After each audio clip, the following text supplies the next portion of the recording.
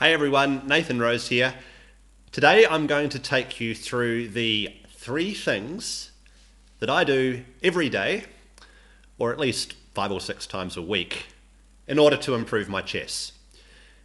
The 3 pillars of my training are opening preparation, which I do on chessable.com, puzzles, which I tend to use Lichess for, and playing an actual game under reasonably long time controls. So what I thought I'd do is I would start a timer, and I'll do all of these 3 things, and then at the end we'll see how long the entire process takes. I'm kind of interested myself to see, actually, because I have these 3 things on my to-do list as a habit every day, but I've never really tracked how long it takes. So let's go and start the timer, and we'll go into chessable.com. I've got my opening repertoires set up already, and I do 1 of these per day. So I do white and then black on the next day, okay? So alternating between days. At the moment, I did black yesterday, so it's the turn of white today. And what I do is I just click on review all, so I just use whatever Chessable's algorithm says that I should be reviewing, so it's keeping track of which moves I tend to forget or which ones I haven't studied in a while and are up for review. So I'll click review all, and I'll just go through 1 of these on camera. I won't go through the whole thing. We'll fast forward eventually, so you don't just watch me solving my opening preparation, but I'll just do 1 so you can see how Chessable works. Basically, it's giving you what your opponent does, and then it asks you what you have programmed it to do in reply. So of course there's many moves that white can play here, but I've got 1 move that I've said is the move that I want to remember. So this is a Philidor Defense. I think the move here is to move the knight. Okay, the knight out here. I believe I move the bishop out here. This bishop here, I think I capture. That's wrong. See, that's what Chessable does so well, is that when you do get a move wrong, it not only tells you that you're wrong, but it shows you what the incorrect move was. So, okay, I've said that in this situation I prefer to castle my king. Okay, black castles. I think here I want to just get the rook onto the e-file. Okay, this c6 move, I want to stop black from grabbing too much queenside space. Against b6, I want to take some more space in the center. The bishop, I want to capture. This move is a little bit tricky. It's always harder to remember the moves at the end of the sequence because you get more practice at the early moves. I think here I want to just develop my bishop out here, or maybe it's... maybe not. Let's see. I think it's that. It is. Okay. And then Chessable gives you the move that you got wrong and asks you to solve it 3 times. Okay, so here it's the castle. Get that right 3 times. Okay, and then we go on to the next lesson.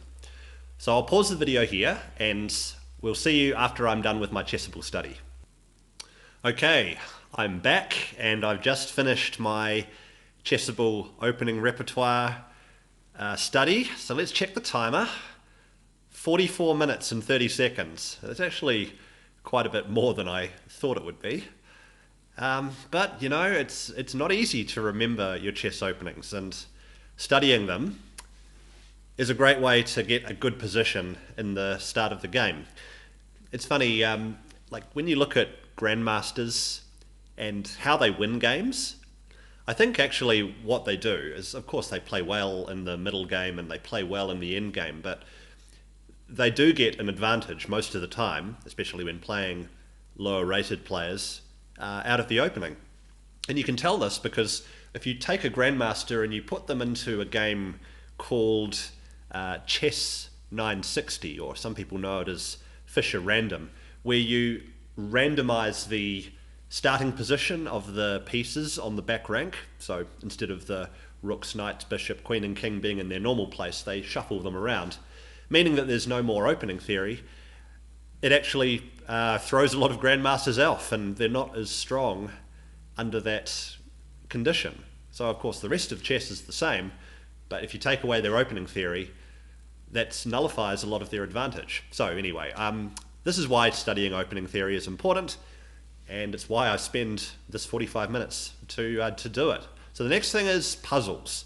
Okay, so apart from studying openings, tactics in the middle of games. That wins most games, actually. So you can get an advantage out of the opening, but usually at this level that I'm at, which is around 16, 17, 1800, tactics win games. There'll be some point during the game where you can gain a decisive advantage, or where you allow your opponent the chance to gain a decisive advantage. And solving puzzles is the best way to get good at that. So we've got here Lichess, which is what I use when I am doing puzzles, because I really like their puzzle themes. You can choose what you want to study. So if you want to study openings or endgames or different motifs like forks or pins, advanced motifs like clearances, deflection, intermezzo. I mix it up a little bit. I do checkmates as well sometimes.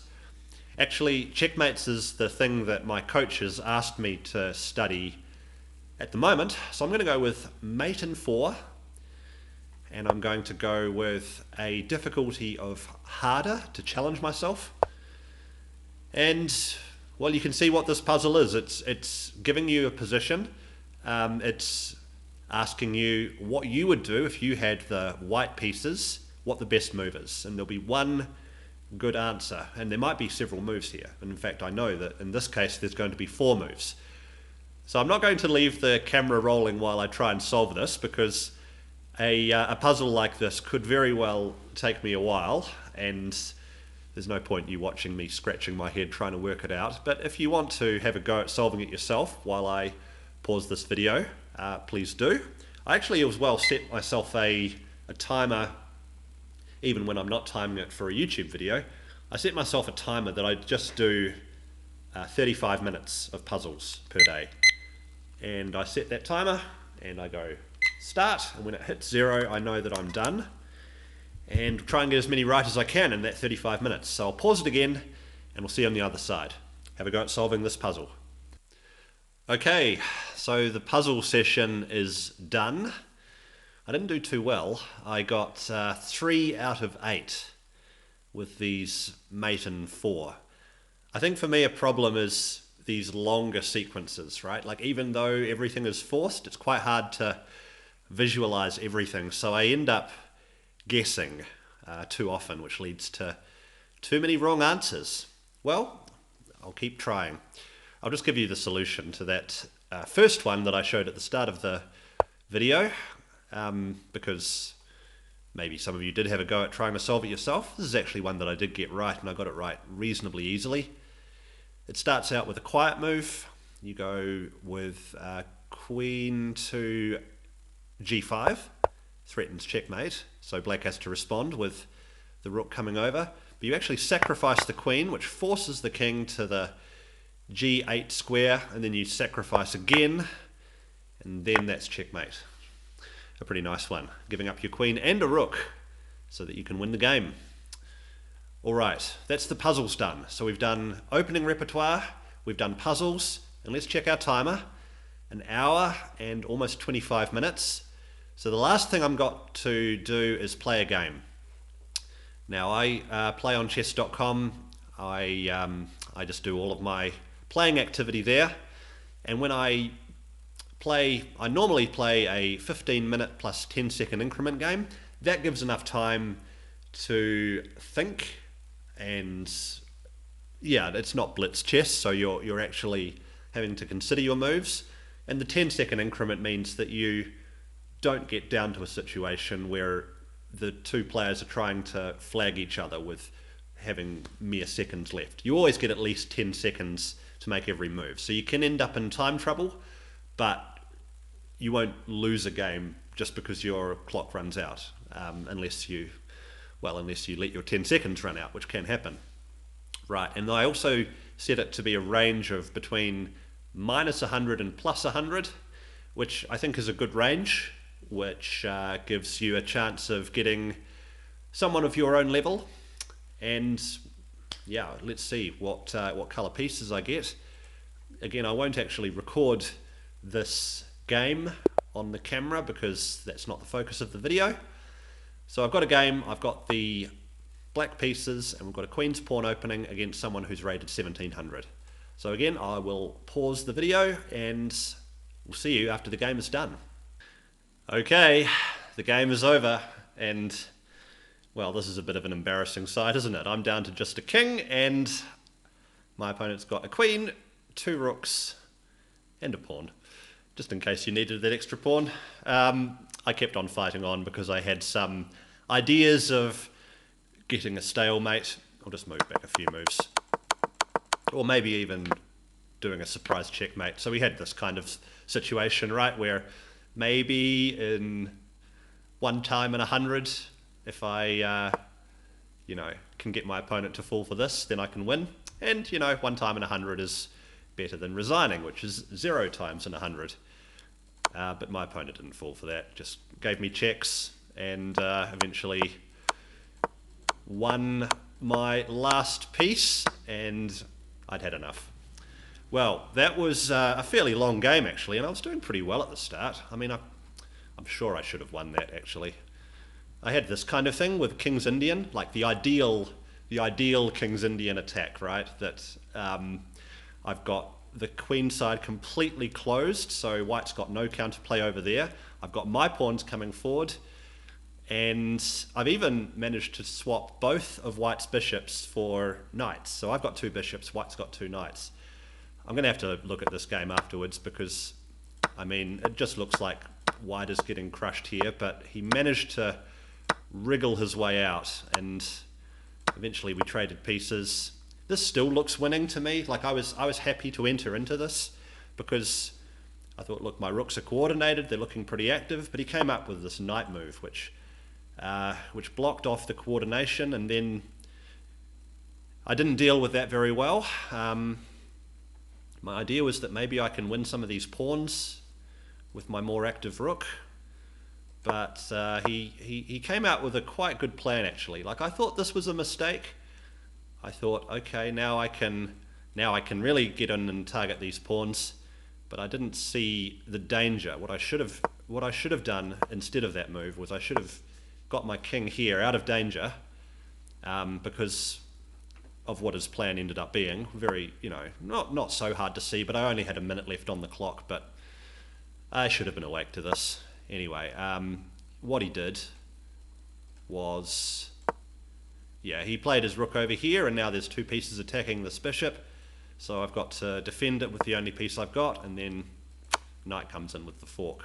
And the point is that the bishop is pinned, so I lost the game. Okay, but anyway, that's the end of my daily chess routine, and it's exactly 2 hours and 10 minutes. 2 hours and 10 minutes is my routine, so I guess ask yourself, can you dedicate 2 hours a day to your hobby so that you can improve at it? That's what I do, and that's why my rating has gone up over the last few weeks and few months, although it did take a hit just now playing against this guy, Tricky Indian, playing in the King's Indian, and even though I was winning, the Tricky Indian had my measure. Well, I hope you enjoyed that. That was useful, I hope, to show what I do to improve my chess. Remember, 3 pillars. 1, practice my openings on Chessable. 2, practice puzzles on Lichess. And 3, play a practical game using slow time controls. And I'm off to take a proper review of this game so that I can do better next time. Hope you enjoyed the video. Please subscribe, please watch out for more videos, and bye for now.